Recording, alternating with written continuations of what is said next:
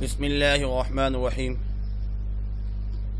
عزیز طلبہ و طالبات، تمام سامعین کرام کو میری طرف سے السلام علیکم۔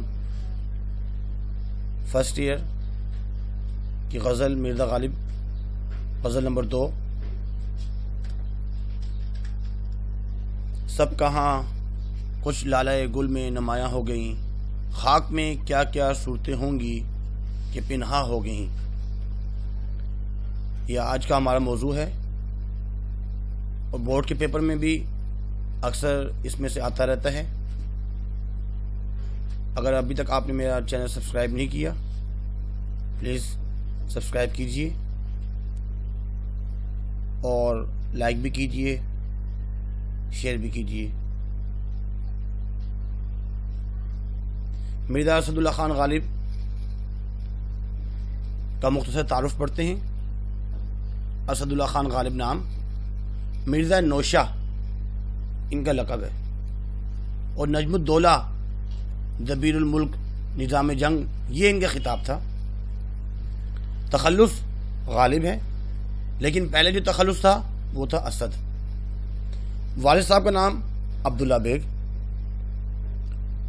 1797 میں پیدا ہوئے ہیں اور 1869 میں ان کا انتقال ہوا۔ آگرہ میں پیدا ہوئے اور ان کے اساتذہ میں نذیر اکبر آبادی اور تعلیم جو ابتدائی شیخ معظم سے بھی حاصل کی، اور نو مسلم ایرانی سے بھی کچھ تعلیم حاصل کی۔ اس کے بعد مرزا نصر اللہ بیگ کے ہمراہ دہلی چلے آئے اور وہیں کافی عرصہ رہے۔ 1830 میں کلکتہ بھی گئے، واپسی میں لکھنؤ میں بھی قیام کیا اور وہاں واجد علی شاہ کی تعریف میں ایک قصیدہ لکھا، اور انہوں نے 500 روپے سالانہ وظیفہ مقرر کیا۔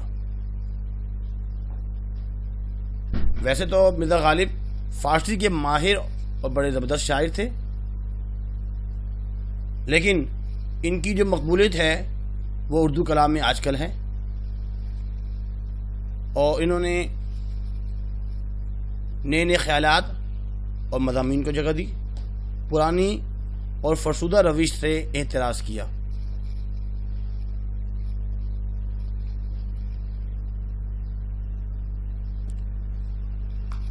سب کہاں کچھ لالۂ گل میں نمایاں ہو گئیں، خاک میں کیا کیا صورتیں ہوں گی کہ پنہا ہو گئیں۔ لالا اصل ایک پھول کا نام ہے، گل لالا۔ گل تو پھول کو کہا جاتا ہے، یہ گل لالا ایک پھول کا نام ہے، اور خاک مٹی کو کہا جاتا ہے، پنہا چھپا ہوا یا چھپی ہوئی۔ سب کہاں کچھ لالۂ گل میں نمایاں ہو گئی، یعنی کیا کیا لوگ کیسے کیسے آئے اور کیا کیا انہوں نے کارنامے انجام دیے۔ اب وہ گل لالا پھول کے اندر وہ نمایاں ہو گئے ہیں، اور کچھ ایسی ایسی صورتیں تھیں جو بالکل ہی پوشیدہ ہو چکی ہیں۔ حوالہ شاعر میں لکھیں گے، مندرجہ بالا شعر مرزا اسد اللہ خان غالب کی ایک غزل سے لیا گیا ہے۔ آپ کو اردو کا پہلا فلسفی شاعر کہا جاتا ہے۔ مرکزی خیال ازل سے لے کر آج تک، یعنی شروع سے لے کر حضرت آدم علیہ السلام سے لے کر آج تک طرح طرح کی خوبیاں رکھنے والے اور بے شمار حسین لوگ مرنے کے بعد مٹی میں مل گئے، مگر ان میں سے کچھ ایسے بھی ہیں جو اپنے کارناموں کی بدولت گل لالا بن کر اپنی بہار حسن دکھا رہے ہیں۔ مشکل الفاظ، لالۂ گل پھول اور پنہا چھپنا۔ فنی خوبی مطلبی ہے غزل کا پہلا شعر، اور اس میں حسن تعلیل بھی بیان کی گئی ہے۔ علت بیان کی ہے، علت یہ ہے کہ شاعر نے پھولوں کے کھلنے کا سبب خوبصورت لوگ بتائے ہیں، یہ انہوں نے ایک علت بیان کی ہے۔ تشریح، مرزا غالب نظرت خیال اور تعصف کا ایک خوبصورت اور انوکھا نمونہ ہے، جس میں وہ فرماتے ہیں کہ یہ بات مسلمہ ہے، تسلیم کی جاتی ہے، اور تسلیم کے قابل ہے کہ مرنے کے بعد دوبارہ کوئی اس دنیا میں نہیں آتا، لیکن حسن کا جوش نمو اور شوق نمائش ایک ایسی چیز ہے حسن جو حسن کو دوبارہ وجود میں لاتا ہے، اور اسے لالہ گل لالہ کی شکل دے کر ایک دفعہ پھر اہل نظر کے لیے سامان تسکین مہیا کرتا ہے۔ اس لیے یہ جو ہمیں حسین اور جمیل اور خوبصورت پھول نظر آتے ہیں، یہ دراصل ان حسینوں کی خاک سے حسن لے کر نمود پاتے ہیں، نشوونما پاتے ہیں۔ وہ پھولوں کا تمام حسن خاک تلے دبے حسینوں کے حسن کا مظہر ہے۔ جو لوگ مر جاتے ہیں، حسین لوگ، اور جب ان کو دفنایا جاتا ہے زمین میں، تو پھول جو ہے نا وہ زمین سے ہی، پودے وغیرہ زمین سے ہی جو ہے نا نشوونما پاتے ہیں، اگتے ہیں۔ تو یہاں پہ کہنا چاہ رہے ہیں کہ اصل میں یہ حسینوں کے حسن کا ایک مظہر ہے، اور پھر یہ پھول تو صرف چند ایک حسینوں کے حسن کا اظہار ہیں، نہ جانے کتنے اور حسین و جمیل تے خاک ہوں گے، یعنی کہ زمین کے اندر کتنے حسین و جمیل لوگ ہوں گے۔ یہ صورتحال تمام اہل حسن کے لیے ہے جو کہ زندگی کے سٹیج پر اپنا اپنا کردار کر کے واپس چل دیے اور دوبارہ اس خاک میں مل گئے۔ اس شعر میں نظر خیال تو یہ ہے کہ شاعر کی نظر جب گل لالہ پر پڑتی ہے تو وہ عام لوگوں کی سوچ کی طرح ان کی رہنمائی میں نہیں اجلتی، بلکہ فوراً اس کی سوچ ان حسینوں کی طرف منتقل ہو جاتی ہے جو زمین میں جا چکے ہیں۔ شاعر نے تعاسف اور افسوس اس امر پر کیا ہے کہ نہ جانے کتنے حسینوں کو دفنانے تے خاک کر دیا، یعنی کہ دفنا کر جو ہے زمین کے نیچے دفنا دیا گیا ہے، فنا ہو گئے ہیں، اور ساتھ ہی ساتھ دنیا کی بے ثباتی کا حکیمانہ نقطہ پیدا کیا ہے کہ دنیا بے ثباتی ہے۔ مماثل شعر: خاک میں مل کر یہ انداز نمائش توبہ، خاک میں مل کر یہ انداز نمائش توبہ، لالہ گل میں نظر آتے ہیں چہرے کیا کیا۔ شعر نمبر 2: یاد تھی ہم کو بھی رنگ رنگ بزم آرائیاں، لیکن اب نقش و نگار طاق نسیاں ہو گئی۔ رنگ رنگ یعنی طرح طرح کی، اور نسیاں بھول جانا، بزم آرائیاں یعنی محفلیں۔ اس میں مرزا غالب فرما رہے ہیں مرکزی خیال: اس شعر میں غالب اپنے ماضی کی فراموشی کا تذکرہ کر رہا ہے۔ مشکل الفاظ کے معنی: بزم آرائی محفل سجانا، نقش و نگار ڈیزائن کو کہا جاتا ہے، طاق و نسیاں ہونا بھول جانا یہ محاورہ ہے، اور نسیان بھول کو کہا جاتا ہے۔ تشریح: اس شعر میں غالب کہتے ہیں کہ جب ہمیں غم جانان کا سامنا نہ تھا تو اس وقت زندگی بڑی حسین و دلکش تھی، صبر و فکر سے پاک تھی، اور ہر لحاظ سے مثالی زندگی تھی۔ وہ زمانے بھی ہمیں یاد ہیں جب ہم جان محفل ہوا کرتے تھے، جب زندگی کا لطف دوبالا ہوا کرتا تھا، لیکن جب سے گردش زمانہ نے عشق کے مرض میں مبتلا کیا ہے، اس وقت سے زندگی کی وہ رنگینی باقی نہیں رہی، اور صرف دل کے صنم خانے میں اپنے محبوب کا خوبصورت مجسمہ رکھے اس کی پرستش کیے جا رہے ہیں۔ محبوب کے عشق نے وہ بے خودی کا عالم کر دیا کہ اس کے سوا کچھ یاد ہی نہیں ہے، نہ وہ غافل، نہ وہ دوست احباب، پر دنیاوی شہرت اور ہر رشتے کو بھول کر ہم اس کی زلف کے سائے تلے زندگی بتانا چاہتے ہیں۔ اب تو میں عشق نے اس قابل بھی نہیں چھوڑا کہ اس حسین زندگی کی زندگی میں تیری شبیہ بھی ذہن میں رکھ سکوں، اس لیے کہ مدہوشی نے ماضی کے ہر عکس کو مٹا دیا ہے۔ دوسرا مطلب یہ بھی ہو سکتا ہے، جس کی طرف پہلے مصرے کا لفظ بھی اشارہ کر رہا ہے، کہ جوانی میں ہم نے بھی خوب عیش و عشرت سے کام لیا، مگر اب جب کہ پیری بڑھاپے کا زمانہ شروع ہو چکا ہے تو ہمارا حال یہ ہے کہ ان محفلوں کا انعقاد تو دور کی بات کہ ہم ایسی محفلوں کا انعقاد کریں، ہمیں تو ان کی یاد بھی نہیں رہی اور ہم انہیں بھول چکے ہیں۔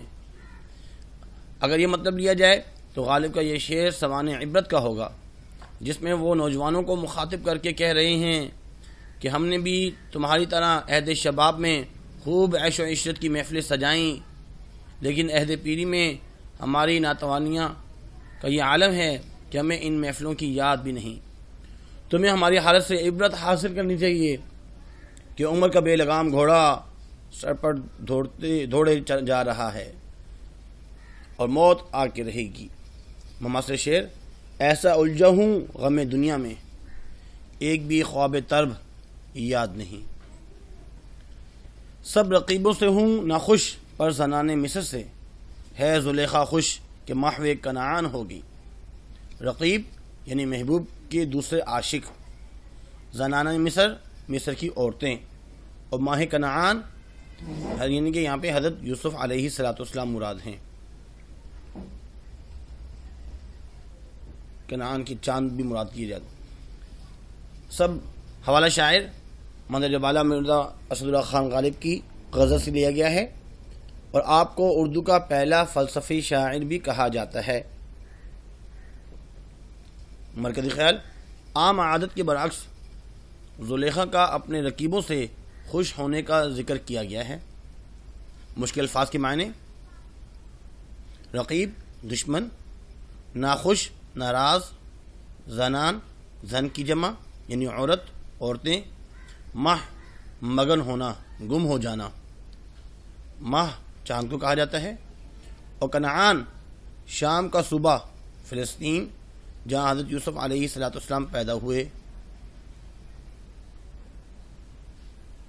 فنی خوبی: اس میں صفت تلمیح ہے کیونکہ حضرت یوسف علیہ السلام کا زلیخا کا نام آیا ہے۔ زیر نظر شعر اس واقعے کی طرف اشارہ کرتا ہے جس کو قرآن مجید میں اللہ تعالیٰ نے احسن القصص سے تعبیر کیا۔ قصہ یہ ہے کہ حضرت یوسف علیہ السلام بہت حسین و جمیل تھے، انہیں ان کے بھائیوں نے حسن کی وجہ سے کنویں میں گرا دیا تھا، بعد میں قافلے والوں کے ہاتھوں فروخت ہوئے۔ عزیز نے اپنی زوجہ زلیخا کو آپ کی پرورش پر معمور کیا، لیکن عہد شباب میں آپ کا حسن لاسانی ہو گیا اور عزیز مصر کی بیوی آپ کے حسن جمال کو دیکھ کر فدا ہو گئیں۔ جب اس کا عشق کا چرچا مصر میں ہوا تو وہاں کی عورتیں زلیخا پر آواز کستی تھیں کہ تم ایک غلام پر عاشق ہو گئی ہو، تم نے اس میں کیا خوبی، کیا حسن اور کیا رعنائی دیکھی جو دل دے بیٹھی۔ اس طرح کے تن سے تنگ آ کر زلیخا نے ایک روز تمام عورتوں کو جمع کیا، ان کے ہاتھوں میں چھری اور لیمو دے کر یا سیب وغیرہ کوئی فروٹ وغیرہ دے کر دیا کہ یوسف علیہ السلام کو دیکھو تو کاٹنا۔ پھر حضرت یوسف علیہ السلام کو بلایا گیا، وہ سب حضرت یوسف علیہ السلام کے حسن و جمال میں ایسی ماہ ہو گئی کہ لیمو کاٹنے کے بجائے یا سیب وغیرہ جو بھی فروٹ تھا وہ کاٹنے کے بجائے اپنی انگلیاں کاٹ بیٹھیں اور کہا یہ آدمی نہیں فرشتہ ہے۔ اس واقعے کو پیش نظر رکھ کر شاعر کہتا ہے کہ عشق میں یہ بات عام ہے کہ عاشق اپنے رقیبوں سے جلتے ہیں، لیکن عام عادت کے خلاف زلیخا مصر کی عورتوں یعنی رقیبوں سے خوش ہے کہ وہ بھی اسی طرح یوسف علیہ السلام پر عاشق ہو گئیں۔ اس خوشی کا سبب یہ تھا کہ یہ عورتیں زلیخا کو اب کوئی تانا نہیں دیں گی۔ مماثل شعر: قسم جو کھائیے تو تالے زلیخا کی، عزیز مصر کا بھی صاحب ایک غلام لیا۔ اگلا شعر: جو خوں آنکھوں سے بہنے دو کہ ہے شام فراق، میں یہ سمجھوں گا کہ شمعیں دو فروزاں ہو گئیں۔ جو اصل میں ندی کو کہا جاتا ہے اور شام فراق جدائی کی شام، فروزاں روشن۔ مرکزی خیال: اس شعر میں غالب اپنے محبوب کے جدائی کے کرب کو اور اس کی مصیبت اور پریشانی کو، اس کے علم کو بیان کر رہے ہیں۔ جو خون خون کی ندی، شام فراق جدائی کی شام، اور شمع موم بتی کو کہا جاتا ہے، فروزاں روشن۔ فنی خوبی یہ اس میں استعارہ ہے کہ آنسوں کے لیے لفظ شمع مستعار لیا گیا، آنسوں کے لیے لفظ شمع موم بتی جو ہے وہ تھوڑی دیر کے لیے ادار لیا گیا ہے۔ تشریح، اس شعر میں غالب کہتے ہیں کہ شب فراق کے محبوب کی جدائی کی جو رات ہے اور اہل عشق کے لیے کٹھن پہاڑ کی حیثیت رکھتی ہے، جسے بسر کرنا بے حد دشوار ہوتا ہے۔ ہم بھی اپنے محبوب کی جدائی میں بے حد تڑپ رہے ہیں۔ اس سے دوری اور اس کی جفا کا کرب ہمیں خون کے آنسو رلاتا ہے۔ ہم اس کے فراق میں اس قدر روتے ہیں کہ ہمارے آنسو خشک ہو چکے ہیں اور آنکھوں سے آنسوں کی جگہ خون سیلے رواں بہہ نکلا ہے۔ محبوب کا فراق بہت بڑی اذیت ہے اور اس اذیت میں مبتلا ہو کر رونا تو ہمارا حق ہے، اس لیے ہمیں کوئی نہ روکے، کیونکہ یہ رونے والی دو آنکھیں ان دو چراغوں کی مانند ہیں کہ جو اس کڑی رات میں ہمیں روشنی کا احساس دلاتی ہیں، اور یہی دو شمعیں ہمارے محبوب کو بھی اس بات کا احساس دلائیں گی کہ ہم اس کے عشق میں کس قدر گرفتار ہیں اور اس کے فراق میں کس قدر عقوبت سے گزر رہے ہیں، مصیبت میں اور پریشانی میں گزر رہے ہیں۔ مماثل شعر، محبت میں ایک ایسا وقت بھی دل پہ گزرتا ہے، محبت میں ایک ایسا وقت بھی دل پہ گزرتا ہے کہ آنسو خشک ہو جاتے ہیں، طغیانی نہیں جاتی۔ میں چمن میں کیا گیا، گویا دبستان کھل گیا، بلبلیں سن کر میرے نالے غزل خواں ہو گئیں۔ میں چمن میں کیا گیا، گویا دبستان کھل گیا، بلبلیں سن کر میرے نالے غزل خواں ہو گئیں۔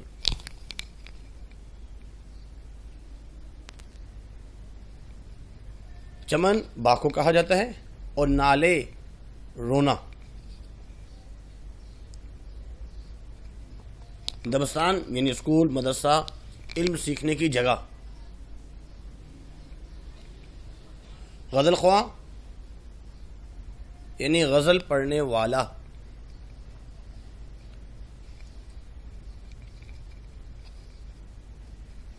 تشریح، یہ عام قاعدہ ہے کہ مکتب میں استاد کی غیر موجودگی میں طلبہ نہیں پڑھتے، لیکن جیسے ہی استاد کو آتا دیکھتے ہیں یا اس کی آواز سن لیتے ہیں تو اور بھی زیادہ جوش و خروش سے اپنا سبق دہرانے لگتے ہیں۔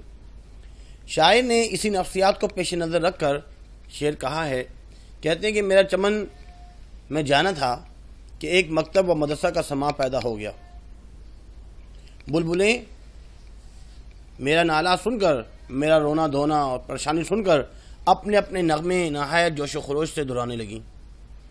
انہوں نے مجھ سے ہی نالہ و فریاد کرنا سیکھا ہے، لیکن میرے نالوں کے مقابلے میں ان کے نالوں میں درد و اثر کی کیفیت کم ہے۔ دوسرا مطلب یہ ہو سکتا ہے، شعر کا دوسرا مطلب یہ بھی ہو سکتا ہے کہ کہا جاتا ہے کہ بلبل دلکش آواز سن کر خود بھی نغمہ سرا ہو جاتی ہیں۔ میں باغ میں گیا، میرے نالے سن کر بلبلیں جوش و مسرت میں غزل سرا ہو گئیں کہ دیکھو ہمارا ہی جیسا نالہ فریاد کرنے والا آ گیا۔ چونکہ میں بھی عاشق ہوں اور بلبل بھی عاشق ہے، اس لیے ہم دونوں کی کیفیات ملتی جلتی ہیں۔ میری غزلوں میں وہی کچھ ہے جو اس کے دل کی پکار ہے، یا پھر مجھے دیوانہ سمجھ رہے ہیں کیونکہ دیوانوں کو دے کر بچے خوش ہوتے ہیں۔ مماثل شعر، آ اندلیب مل کر کریں آہوزاریاں، تو ہائے گل پکار میں چلاؤں ہائے دل۔